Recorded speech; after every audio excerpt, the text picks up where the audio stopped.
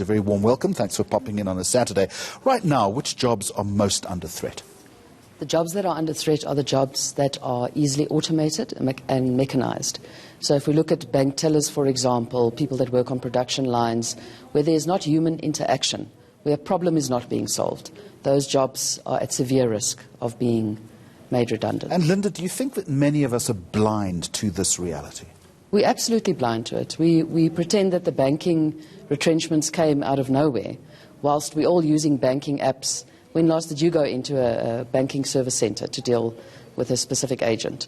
So I think the world is changing, and if we're not alive to where the job growth opportunities are, we will not be secure in our own position. We can talk about where the job opportunities are in just a moment, but how do we recalibrate our thinking in this regard? Is it up to individuals, or do big corporates themselves need to start leading that debate? So everybody has a responsibility. You have a responsibility to keep your skills current. Organizations need to make sure that they understand that they're competing in a globally competitive environment, and that the industries that they're performing in, that the skill sets, because we're living in a knowledge economy, and knowledge really has become a commodity. So where we want to compete on an equal footing, we need to make sure that, and policy enablement from government. So it's really a coherent, integrated approach, and everybody is responsible at the end of the day to ensure. Where do you draw the line? On the one hand, the automation debate is inevitable. It is happening. On the other hand, we live in a developing economy where we do have a deficiency of skills, and often it is those type of jobs that can best service people and put bread on the table. In other words, you have to surely be alive to their, not their potential necessarily, but their plight. So we need to understand that people need to put food on the table. But in terms of skills investment as an economy, it's not helpful that we are putting university graduates into degrees where we know that there is no job position at the end of the degree that they've completed. It just becomes an extended unemployment scheme.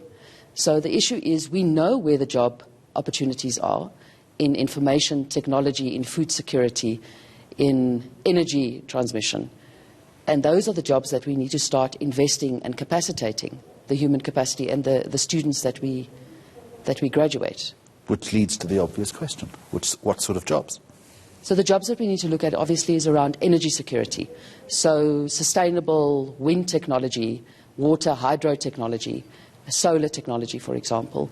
And then also around how we generate, manage, secure data. That is very important. And also I was just referencing the hack in Johannesburg. Absolutely. Yeah. And we don't understand how important it is, this data management. So other jobs that we see within the fourth industrial revolution, because remember, we're in the full swing of the fourth industrial revolution. The fifth industrial revolution, we're on the periphery now, where there'll be seamless integration. So the jobs that currently, where there's an expansion, is around health services. We see an aging population where nursing, physiotherapy, all of these jobs to look after the elderly, where there's a renewed uptake and positions opening up. What about the change in management dynamic? How do managers need to change their thinking? So I think we long past the position of management. We need to lead organizations. So we need to look for opportunities. We need to be dynamic. We need to be astute to the opportunities that are presented to us. And we need to, more than anything, understand that we're playing in a global economy with real threats that are posed to us. Linda, Mayor, you sit with bright young minds every single day. Is the skills, the imparting of those skills that you're talking about, that's not really quite up to speed yet, is it? So the institutions themselves also surely need a big shake-up. The academic institutions.